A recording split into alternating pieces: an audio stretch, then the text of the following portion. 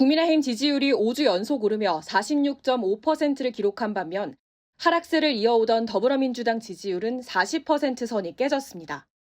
국민의힘이 민주당을 오차 범위 밖에서 앞선 건 지난해 7월 이후 6개월 만입니다. 12.3 비상계엄 선포와 탄핵 심판 악재 속에 오히려 보수 결집 양상이 뚜렷해지고 있습니다. 탄핵은 곧 조기 대선이라는 학습 효과로 인해 정권을 무기력하게 내줄 수 없다는 위기감이 보수 진영에서 확대되는 것으로 풀이됩니다. 반면 민주당은 비상계엄과 탄핵 정국에 실망한 여론을 흡수하지 못하고 있다는 분석입니다. 같은 조사에서 집권 여당의 정권 연장을 기대하는 여론은 48.6%로 야권에 의한 정권 교체에 답한 46.2%를 앞선 것으로 나타났습니다.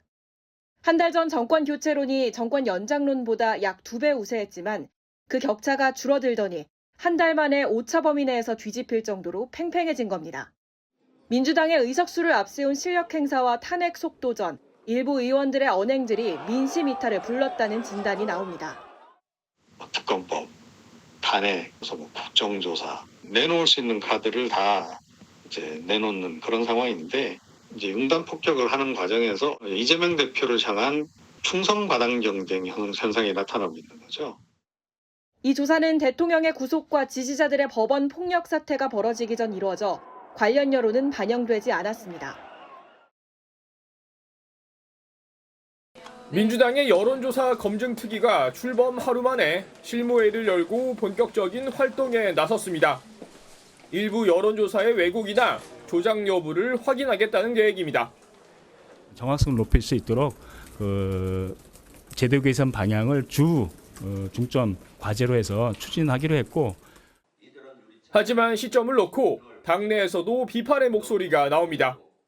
최근 당 지지율이 부진한 상황에서 불필요한 오해를 살 수 있다는 지적입니다. 민주당도 무슨 심의위원회 만들어서 대처한다. 저는 이런 건 안 했으면 좋겠어요. 민생 문제나 외교 문제에 전력을 하자. 저는 그렇게 봐요. 민주당 한 재선 의원은 MBN에 조사 하나하나를 문제 삼는 건 선거 결과를 믿지 않는 것과 비슷해 보이지 않을까 우려된다고 말했습니다. 비명계에선 지도부를 겨냥한 한층 강도 높은 비판도 나왔습니다. 임종석 전 대통령 비서실장이 대화와 타협을 가볍게 여기고 이재명 대표 한 사람만 바라보며 국민 신뢰를 얻을 수 있냐며 우리 스스로를 돌아볼 때라고 지적한 겁니다. 여당은 유리한 조사 결과에는 침묵하다 내로남불식 검열을 하고 있다며 특위 해체를 주장한 가운데 당 안팎의 비판 속 특위 활동이 차질 없이 진행될지 관심이 쏠립니다. 그동안 관련 언급을 자제해온 이재명 대표가 지지율 급락하는 원인을 알아보라고 지시했다면서요.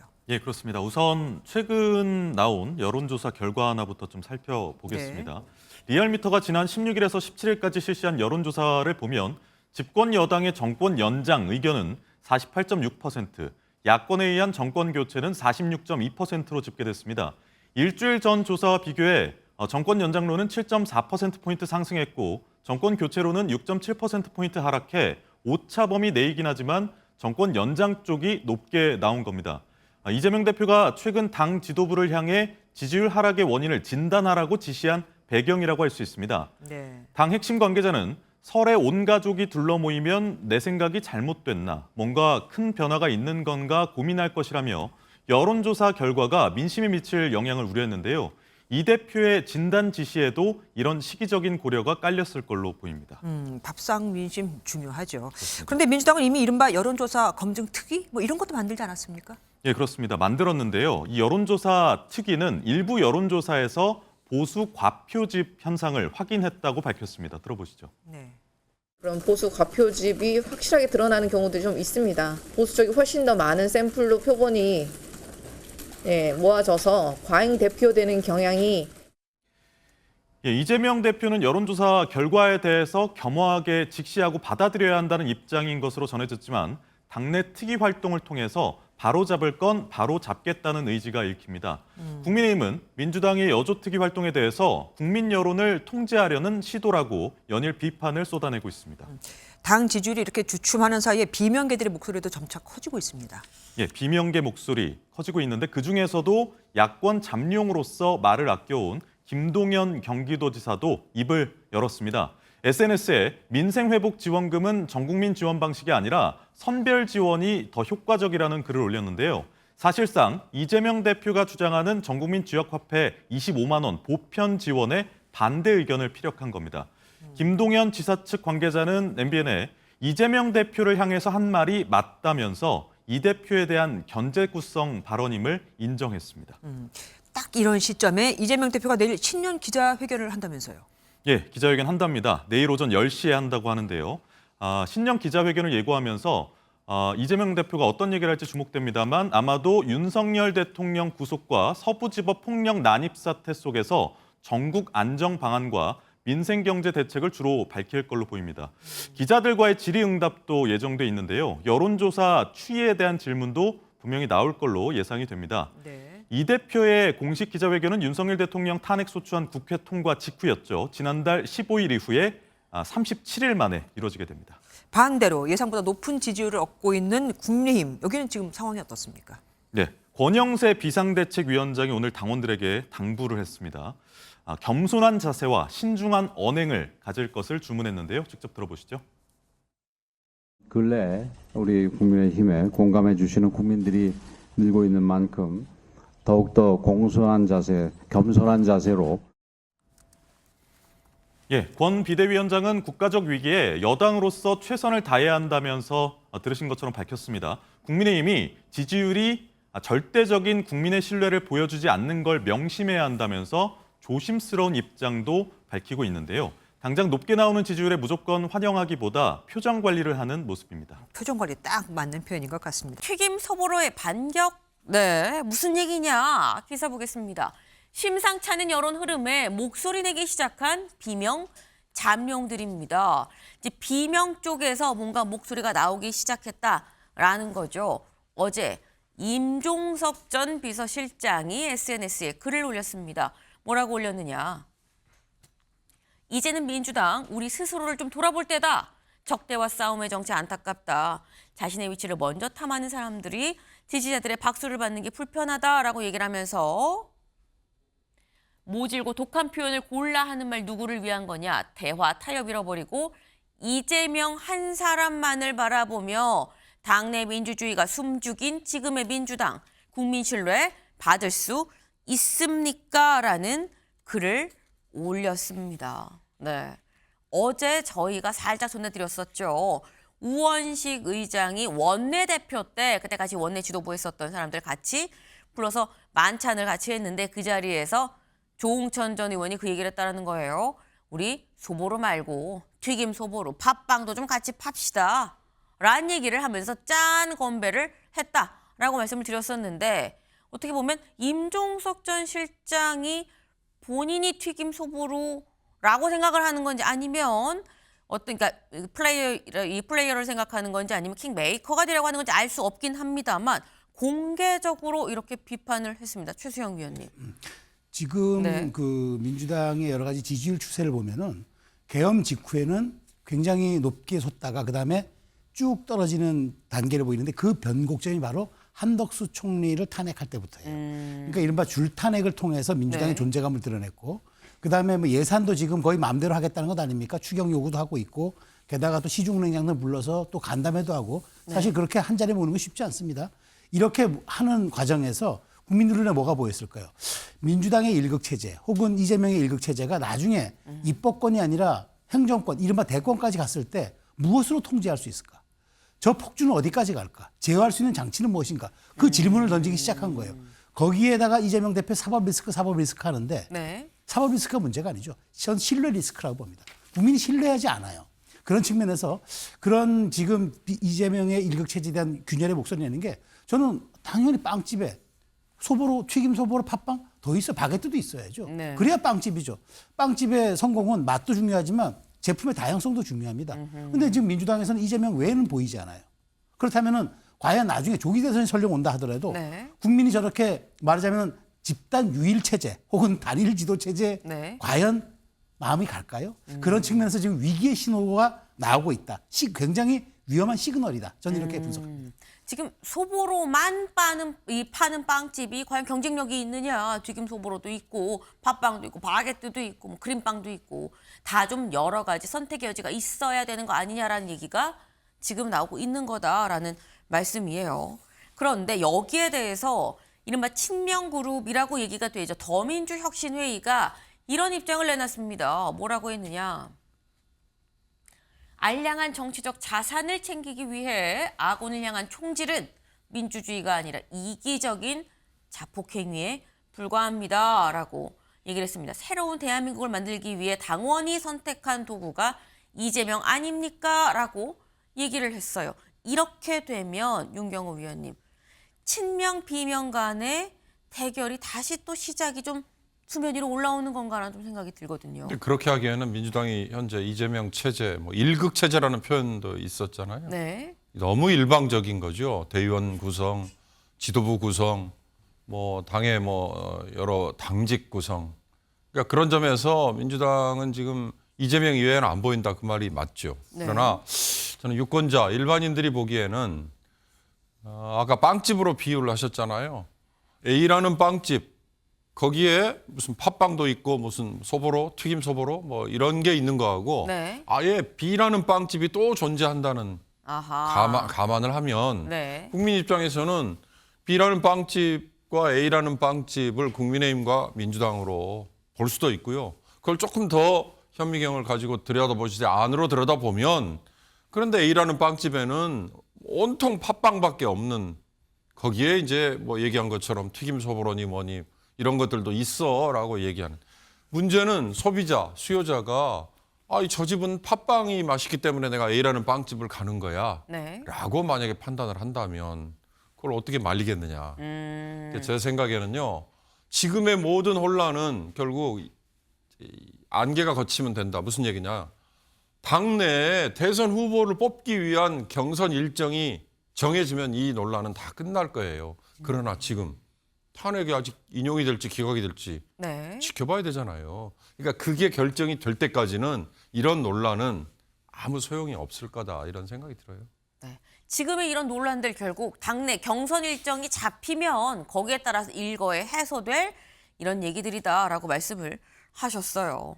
지금 뭐 소보로니 빵집이 빵집의 팥빵이니 뭐 바게트니 등등이 있지만 결국 어떤 빵 팔 거냐, 주력 상품 뭐냐가 결정이 되면 끝이다라는 말씀을 지금 하신 건데 또 다른 튀김 소보로 후보가 있죠. 누구냐? 김부겸 의원입니다. 같이 볼까요? 민주당 하락세, 국민기대 못 미친 탓, 총대 매라면 매겠고라는 제목이에요. 네. 지금 이 김부겸 전 총리 이 언론 인터뷰에서 이렇게 얘기를 했습니다. 여기부터 좀 볼까요? 네. 여당 지지율이 야당에 뒤지지 않습니다. 네. 이 질문에 원내 제1당으로 전국을 책임져온 민주당이 국민기대에 못 미쳤다는 점이 지지율에 좀 반영이 됐다고 봐야겠죠라고 얘기를 합니다. 그러면서 또 이런 얘기도 해요.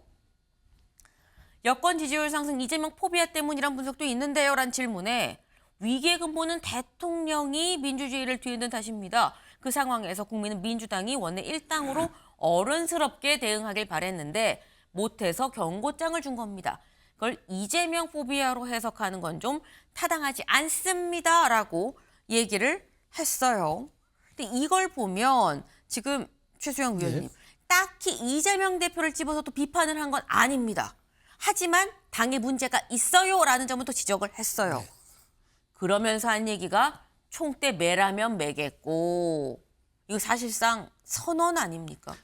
선언으로 봐야 되겠죠. 근데 저는 재미있는 게 네. 그 상황이 이제 민주당이 원내 일당으로 어른스럽게 대응하길 바랐는데 못하니까 경고장 준 거다. 네. 민주당이 어른스럽게 하지 못한 이유가 뭘까요? 민주당의 아버지가 누굽니까? 아버지가 어른스럽지 않았잖아요. 아버지를 비판한 거예요. 저는 애둘러 갔다고 봅니다. 그러니까 이재명 포비아, 즉 얘기하는 여권이 얘기하는 네. 이재명 공포증 때문에 이런 게 아니라 국민이 이재명 대표가 정말 두려워서 민주당을 지지하지 않을까요? 그건 아니잖아요. 당신 같은 사람은 신뢰 때문에 우리가 받아들일 수 없다라는 거지 공포와 불신은 다른 겁니다. 네. 근데 지금 자 그러면은 이렇게까지 윤 대통령이 계엄을까지 하는 극단적 상황이 올 때까지 지난 3년간 윤 대통령 혼자서 이렇게 왔습니까? 이재명 대표 따지고 보면 한 몸이었던 거예요. 사실은 한 몸이었던 게 국정의 총체적 혼란을 이렇게 유도한 이재명 대표 책임 없습니까? 근데 저는 총대 매라면 매겠고 사실상의 출마 선언을 봐야 되죠. 네. 근데 여기에 핵심적인 건 뭐냐면 이재명 대표가 만일 대선 후보가 조기 이제 대선에 대해서 한다 하더라도 절대 추대는 못할 겁니다. 우리 역사상 추대한 대선 후보는 없어요. 그렇다면 추석 경선은 가야 됩니다. 네. 그럼 뭐가 필요하죠? 들러리가 필요하죠. 그런데 제가 잘 쓰는 말이지만 상황이 긴박하다 보면 들러리가 신부될 수도 있습니다. 김부겸 전 총리도 총대 매라면 매겠고 나 튀김 소보로 하라면 할 수 있어라는 취지를 피력을 했거든요. 근데 튀김 소보로가 그럼 여기만 있느냐? 다른 후보군들도 있다라는 거죠. 튀김 소보로 후보군을 좀 보겠습니다. 네, 이렇다라는 거죠. 일단 우원식 의장이 있고요. 김경수 전 지사도 지금 귀국해서 있죠. 연일 목소리를 내고 있죠. 박홍근 의원, 뭐 조승래 의원, 뭐 등등등 있는 상태에서 우원식 의장, 김경수 전 경남지사 이 있었다라는 거입니다. 근데 그렇다고 한다면 여기에서 사실 저희가 느낄 수 있는 게 최수영 위원님, 튀김 소보로는 소보로의 지금 현재 소보로의 대체제가 될 수 있느냐의 문제인 건데 튀김 소보로가 소보로라는 어떤 본인의 정체성 자체를 부인은 할 수 없거든요. 그렇다면 소보로는 소보로인데 튀김 소보로예요 라고 얘기를 해야 되는 건데 이재명 소보로, 이른바 이재명 소보로가 어떤 튀김 소보로를 만약에 그런 상황이 온다면 선호할 것이냐라는 부분이 있습니다. 그러니까 그게 가장 중요한 핵심. 그러니까 네. 제가 말씀드린 대로 들러리가 필요해요. 근데 들러리란 말이 꼭 나쁜 말은 아닙니다. 그러니까 와서 뭐 그냥 장식품처럼 있다가 그냥 사라지는 그런 게 아니라 들러리가 신부될 수도 있으니까. 근데 이제 이재명 대표 입장에서는 그걸 거예요. 아마 전혀 정체성이 다른 빵은 원하지 않겠죠. 그런데 우원식 의장, 그다음에 김경수 전 지사, 이 정도는 저는 그다음에 임종석 전 의원, 저는 주류라고 봐요. 네. 근데 민주당의 역사상 단 한 번도 외부에서 수혈받아서 대선 후보 된 사람이 없어서 저는 그래서 그 경기지사는 김동연 지사는 조금 좀 결이 다른 거라고 봐요. 그래서 당내의 어떤 주류 스트림으로 봤을 때는 우원식, 김경수, 김부겸, 임종석 정도는 후보군으로 볼 수 있는데 정말 완전히 그 일종의 김경수는 대체제가 되거든요. 보완제가 아니라. 지금 이재명 대표는 보완제를 아마 찾을 겁니다. 그런데 김동연 전 지사는 거의 대체제에 가까운 사람이기 때문에 조금 저는 결이 다르지 않을까 좀 그렇게 분석합니다. 지금 김경수 전 지사의 경우에는 기본적으로 소보로가 아니기 때문에 이 소보로 군에 속하지가 않기 때문에 어렵고 그렇다고 하면 뭐 우원식, 김부겸 이쪽이 아니겠느냐라고 지금 말씀을 하셨어요. 근데 우원식, 김부겸이라고 또 얘기를 하기에는 다음 기사 볼까요? 중앙일보 8면. 네. 우원식 내달 개헌 특위 추진. 1987년 8인 정치회담 모델입니다. 우원식 의장은 지금 개헌 특위를 만들려고 그래서 개헌을 하려고 부릉부릉 시동을 걸고 있다라는 거죠. 근데 윤경호 위원님, 이재명 소보로 입장에선 개헌을 하는 걸 반갑게 생각을 할 것이냐라는 겁니다. 전혀 안 하겠죠. 지금 이재명 대표는 개헌의 기억자도 나오는 거 원치 않을 거예요. 아마 예측컨대 다음 후보는 당내 경선이든 아니면 전체 경쟁이든 제 임기를 1년 단축하고 4년 중임제 개헌을 저는 공약으로 내걸겠습니다라고 얘기하는 후보가 아마 이재명이라는 후보 빼고 나머지는 다 공통적이지 않을까. 지금의 판을 흔들 수 있는 큰 어떻게 보면 그 계기가 되잖아요. 돌파구죠, 돌파구. 영어로 얘기하면 브레이크스루. 이재명 대표 입장에서는 그럴 이유가 전혀 없죠. 왜? 고지를 점령하고 있으니까. 아까 사진은 우원식 의장이 원내대표 할 때 아마 부대표들 그거죠. 그러니까 김경수 지사가 거기 왜 들어간지 모르지만 한때 민주당에서는요. 삼총 그다음에 그 삼총이라는 얘기가 사라져서 지금은 삼김 이렇게 갔잖아요. 전직 총리 세 분. 이낙연, 문재인 정부 시절에 이낙연, 정세균, 김부겸. 근데 두 분은 자연스럽게 지금은 뭐 갔고 김부겸은 아까 중앙일보의 인터뷰에서 슬쩍 출사표 던졌다고 했는데 나머지 3김이라는 게 김동연, 김경수, 뭐 김부겸 거기에 뭐 임종석 등등이 나도 있어라고 얘기하겠죠. 중요한 건 당내 경선 그리고 제3자들이 보는 외부에서의 시각 이거잖아요. 중요한 건 평소에 얼마나 자기 지지 세력과 당내의 교두보를 위해서 다져놨느냐. 그런 점에서 보면 좀 이재명과 경쟁이 되겠어요. 그러니까 그런 현실적인 어려움이 네. 그다음에 제일 중요한 건 헌재에서 탄핵이 만약 인용이 되면요. 딱 네. 60일 만에 치러진다는 그 그쵸. 짧은 시간. 이게 나머지 후보들에게는 절대적으로 지금 불리한 상황이죠. 그래서 아까 개헌 얘기도 이재명과 나머지의 대명 이렇게 대별되는 그런 상황이 벌어질 것이다 생각됩니다. 네. 지금 저희가 이제 뭐 소보로 튀김 소보로 얘기를 했습니다만 결국 요즘 그겁니다. 보완제, 대체제 이 논의가 지금 이제 민주당 내부에서도 본격적으로 좀 논의가 되는 거 아니겠느냐라는 얘기가 나오는 얘기죠.